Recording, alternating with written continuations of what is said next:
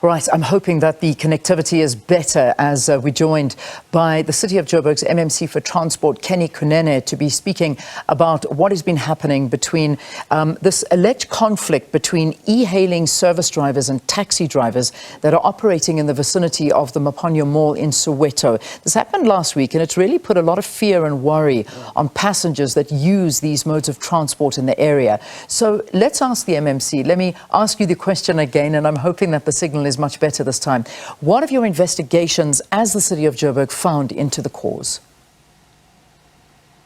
Thank you very much, Leanne. Last week, Friday, I went to Maponya Mall, and we then decided to have a meeting with the stakeholders, which is the South African Police, the e-hailing associations, the taxi associations, the managers of Maponya Mall, and Soweto Parliament, and the commuters, committee members, which is the residents of Soweto around Maponya Mall. And what came out of that meeting was that there is so-called mapele, cockroaches. And these mapele are illegal operators who pretend to be e-hailing drivers. And they go to the exits of the malls and they poach people there that they will charge them half the price of e-hailing if they use their cars. And that brought about a bit of attention. But the police then promised us that they're going to investigate. The cameras will be made available. The footage will be made available to them so that they can assess it. But we also had a victim who went to Maponya Mall, as he said, to go and buy grocery. When he left with a lady there, they were then attacked, and he was accused of loading people. Other than that, we have no other evidence of what has happened, but we agreed. In fact, I proposed that we have a meeting today, and we invite all the police stations in Soweto, all the managers of the malls in Soweto, and we also invite Soweto Parliament, and then we invite e-hailing services and also the taxi associations, so that we can find a lasting solution to the problem. I think at 10 o'clock, when we meet at Kliptown Police Station, we will be able to get a sense of how far the police have gone with their investigations. But you would have seen that, unfortunately, on Monday, we had that unfortunate incident again in Protea Glen. And that is why I actually proposed this meeting for Wednesday, because I said to the meeting, if we are going to find a solution for Maponya Mall, we must as well find it for all the other areas. That's why we are bringing all police stations and all managers of the malls. Which is a concern, because it does appear to be spreading. I mean, I'm not saying it is, but certainly from Maponya to Protea Glen. The worry is that the residents that are using these e-hailing services, they're worried for their safety right now. I mean, what is your advice to residents that want to use these services? The residents were very clear in that meeting as they were represented. And I rushed there and left the budget presentation of the mayor, because for me, these are the people that we are serving, and it was critical that I be there to find out what is happening. But the residents were very clear, and they are a concern for me. These are the clients who pay to be driven home. But if public transport is going to be violent, then it puts their lives at risk, which is very much unfair to them. But today, I am hoping and praying that we will find a solution. I've been speaking to some of the e-hailing drivers who have taken my number last week, and they have been giving me some insight, which of course we'll discuss with the brigadier when I get to Kliptown this morning. But yes, all that I'm saying is, when the residents use these e-hailing services, let them make sure that it is indeed a car that they have requested, and they must check the number plates. They must not use a car of anyone who tell them that they will charge them half the e-hailing price, because these are the people who are operating illegally. These are the people, some of them are criminals who rob them, who violate them. So let them make sure that they use the right taxis, they use the right e-hailing services. They must not, if they're going to use e-hailing, be told that they will pay half. They must make sure that when they request the information on the app is the information that is the same as the car that is picking them up. Because it certainly is a problem. I mean, even when you are, and I know I experience it wherever you are traveling, and even at these shopping malls, that you will find that, you know, there will be these drivers that come up to you and people standing outside the malls or at the airports. I think that's a real, that's a real worry, is where they approach you directly and say to you, come, where are you going? I will take you, and, you know, don't worry about the app and the price, I'll do it. And this is where the worry comes in. So it's something that needs to be regulated, and there's a great worry about this, that they're all over, they have access to all of these places. How do we clamp down on this? Because at the end of the day, it certainly looks like this is a problem that is spreading all over the place. The committee was set up last week so that it was beefed up, because the committee has been there before, but only focusing on Maponya Mall. But there were ideas that were brought about as to how are we going to identify these particular illegal operators in the malls. The committee will then assist the security of the malls on how to identify such people and such vehicles. Yeah. But also the police are going to deploy, from the meeting last week, public order policing officers at Maponya Mall. But we then said, let us not just do it for Maponya Mall, let's do it for all the other police stations. So today, Leanne, we are going to discuss the implementation of how we are going to make sure that the commuters are safe, but also how we are going to identify these illegal operators so that the police can then impound their cars, and the law must take its course. Indeed. Because they are at the center of this problem. Yeah, and it is a real issue, and it is, as I mentioned, happening everywhere, and airports are also very big hotspots, so perhaps those should be included in the talks. But some of the e-hailing drivers have actually said that they believe that the taxi associations are not involved in damaging their vehicles. This is the suspicion, that it was taxi drivers or the taxi associations that were burning these vehicles and causing the problems. But what is your view? What do you think is the involvement of the taxi associations in all of this? What came out of the meeting, Leanne, was that some of the taxi owners also have e-hailing cars. And that is why they have been working alongside each other without a problem. At the malls, the dispute was only the issue of picking up people at the exits.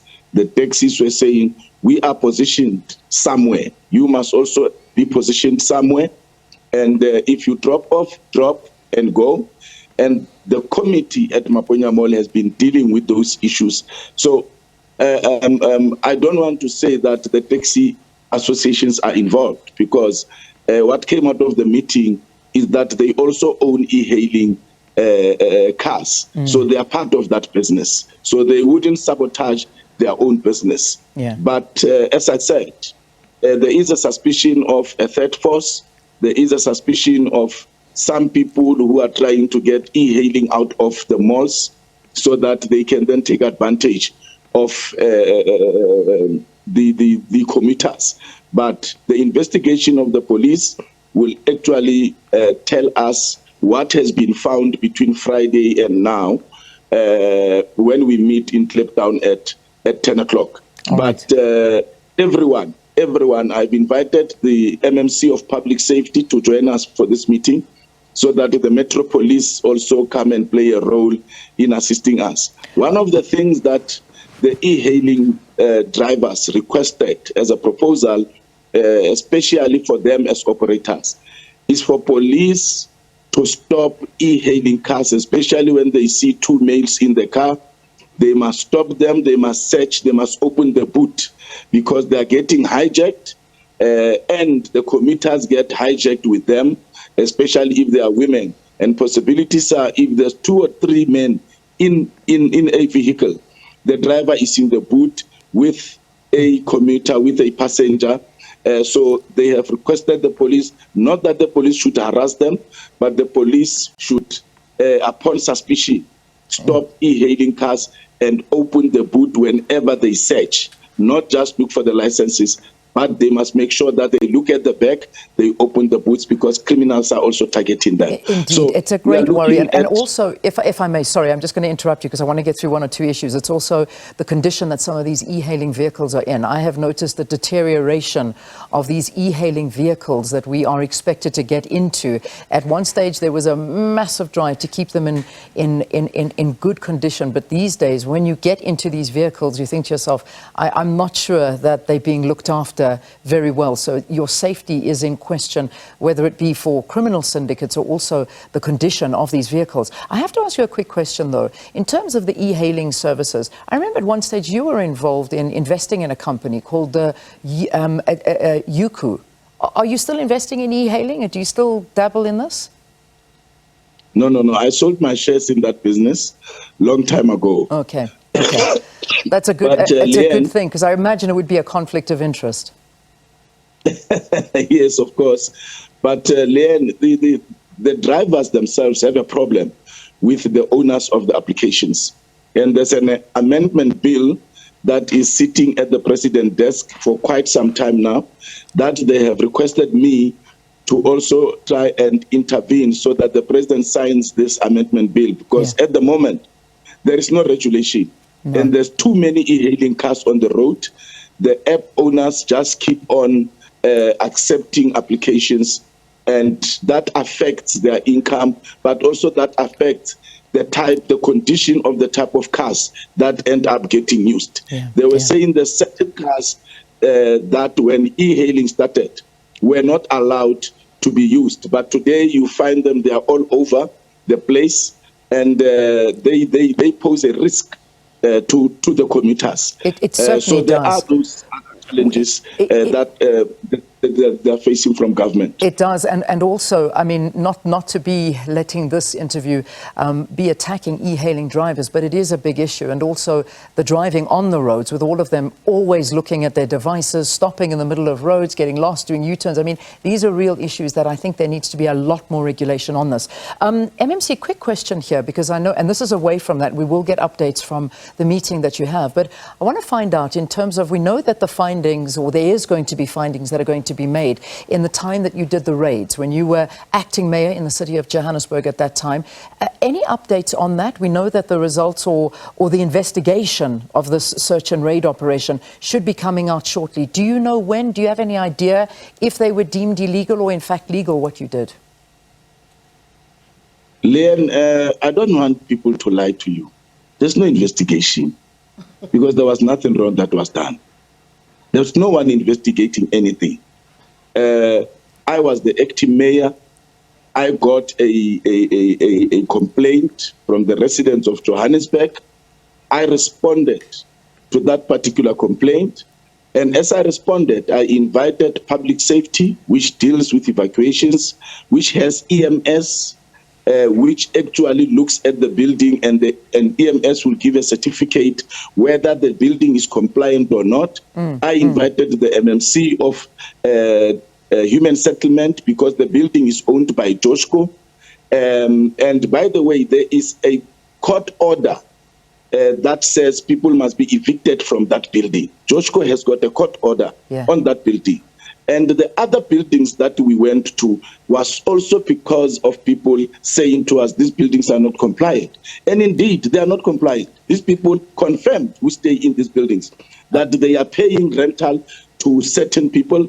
There is electricity, they don't get electricity bills. There is water, they don't get water bills. And we understand the issue. We understand the issues, but I think it's the investigation. I mean, Colleen Makabela yesterday confirmed that the Metro would be getting this report, that there is a report that's being happening. So where's the disconnect? You say there isn't an investigation, and they're saying they're actually waiting for the report to be handed over to the city because the report is ready, almost ready. I'm not aware of any report, because if there was any investigation, I should have been interviewed. Yeah. I did absolutely nothing wrong. I did not violate the law. I did what we are supposed to do, and I fought fire with fire. And I'm going to continue to fight fire with fire, because the city is losing revenue in these hijacked buildings. Yeah. The citizens of Johannesburg are facing criminality, and people hide in these buildings. Human trafficking happens in these buildings. Drugs are being hidden in these buildings. Criminals hide out in these buildings. So these buildings are a source of serious criminality, and they are run by syndicates, and we need to root this out. I'm happy the mayor yesterday, in his speech, highlighted that now, not Kenny Kunene, but as the government of local unity, all of us are now going to find ways of dealing with hijacking of buildings. It is now a program.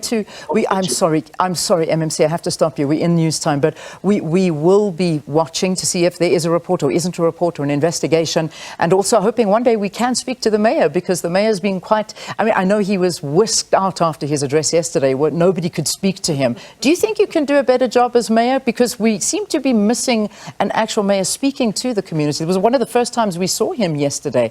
Do you think you could be a better mayor for the city of Joburg? We work as a collective, Leanne, and the mayor is doing a good job, and I'll make sure that he comes to Morning Live. I hope so. I really do. We'd love to chat to him. That was the Councillor Kenny Kunene, City of Joburg's MMC for Transport, talking to us about finding solutions into the issue around e-hailing services and some of the taxi associations as well, where vehicles were damaged and set alight in Soweto.